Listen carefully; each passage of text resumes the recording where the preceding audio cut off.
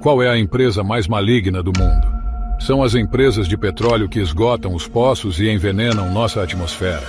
As empresas de cigarro que, mesmo depois de milhões de pessoas morrerem por fumar, elas continuam funcionando? Talvez alguma da indústria agrícola que altera nossos alimentos com agrotóxicos apenas para se manterem lucrativas?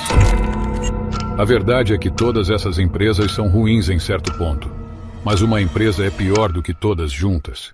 O negócio mais maligno do mundo. Nestlé.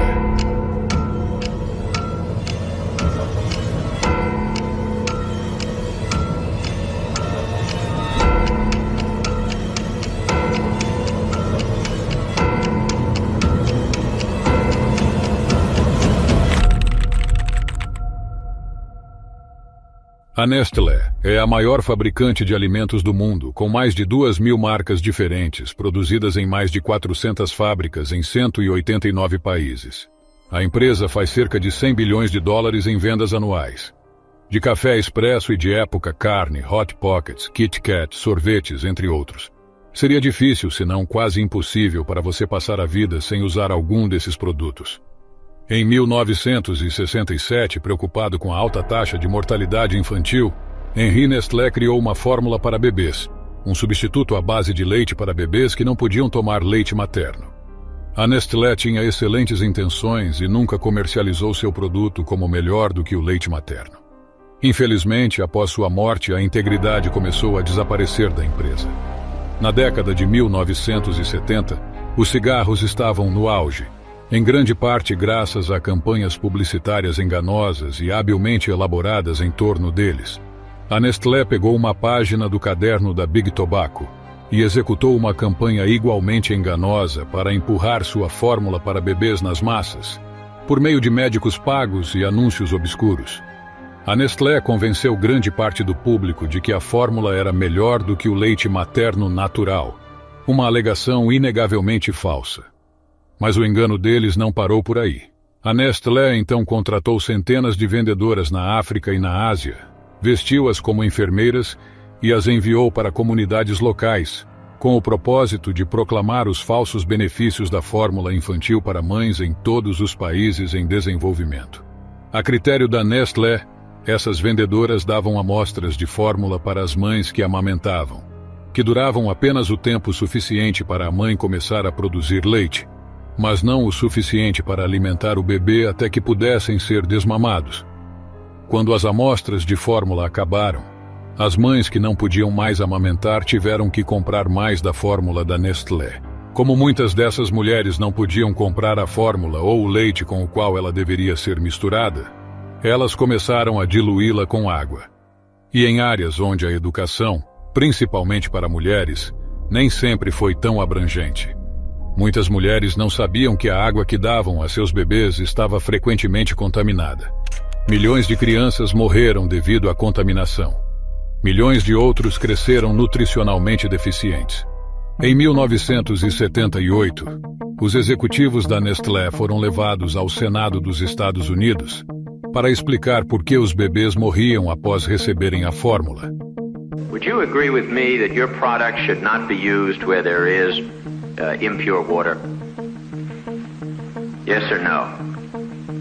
We give all the instructions. Just answer. What is your position? Of course not, but we cannot cope with that.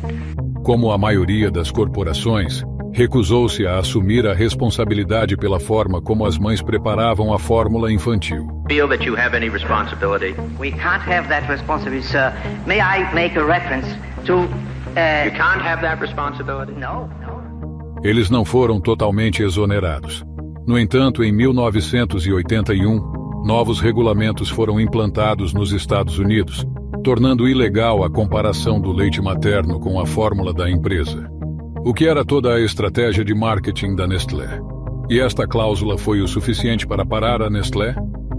Absolutamente não. Ela simplesmente moveu a maioria de suas operações para a Ásia e a África.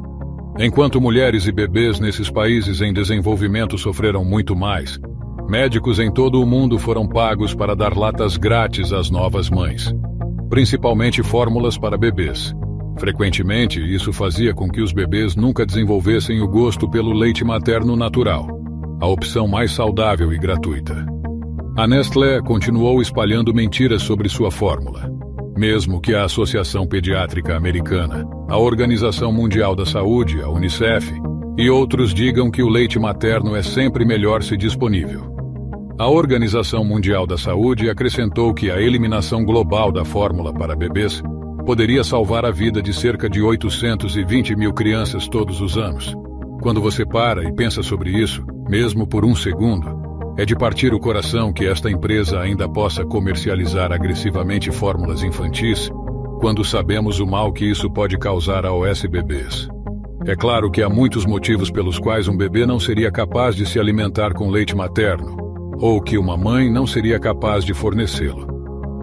Portanto, definitivamente não estou dizendo que a fórmula deve ser totalmente eliminada, mas toda mãe tem o direito de fazer uma escolha informada para seu bebê. E a Nestlé repetidamente roubou esse direito, espalhando o que poderia ser classificado como desinformação em escala global. Em 2015, a Fair Labor Association investigou 260 fazendas na Costa do Marfim e descobriu que 56 de seus trabalhadores tinham menos de 18 anos. 27 deles tinham menos de 50 anos. A Nestlé sempre se preocupou com seu lucro. E com 3 milhões de toneladas de chocolate consumidas todos os anos, há uma enorme quantidade de lucro na mesa. Quando não está explorando crianças, ela está explorando recursos naturais. A Nestlé ganhou muito engarrafando água de torneira em todo o mundo. Muitas vezes drenando os recursos das comunidades e, em troca, vendendo-os de volta. Por exemplo, em Flint, Michigan, uma cidade que há anos enfrenta uma crise de contaminação da água, enquanto a Nestlé doava e vendia água engarrafada para ajudar no problema. A empresa também estava engarrafando água subterrânea limpa de uma bomba perto de Flint.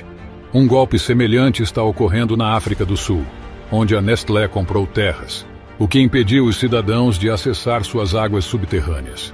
Em vez disso, a Nestlé engarrafa a água que extrai daquela terra e a vende aos cidadãos. Na Flórida, a empresa foi acusada de contribuir para o esgotamento de nascentes e vender a água que bombeia delas com lucro. A mesma coisa acontece na Califórnia, que encontra um novo nível de exploração, já que o estado sofre de secas extremas. Há décadas, a Nestlé bombeia bilhões de litros de água todos os anos das nascentes da Floresta Nacional de San Bernardino e as engarrafa, e vende por uma marca conhecida como Arrowhead. O que é mais frustrante é que essa operação de bombeamento é praticamente gratuita para a Nestlé. São apenas $500 por ano, pelos direitos de bombear a água. Aproveitando-se da burocracia lenta e muitas vezes negligente, a Nestlé essencialmente roubou água de um estado em uma seca desesperadora. Em 2013, descobriu-se que a Nestlé estava desviando água potável de cidades no Paquistão, embalando e revendendo para as mesmas pessoas que eles pegaram. O Paquistão é considerado um país com escassez de água e viu algumas de suas fontes de água esgotarem centenas de metros desde o início da produção da Nestlé. E assim como em Flint, a água restante é tóxica. Mas ao contrário da Califórnia, onde a Nestlé pelo menos paga algo pelos direitos da água, no Paquistão, ela pega a água de graça. E como ela se safa desses esquemas de roubo de água? A Nestlé procura áreas que precisam de empregos e estímulo econômico.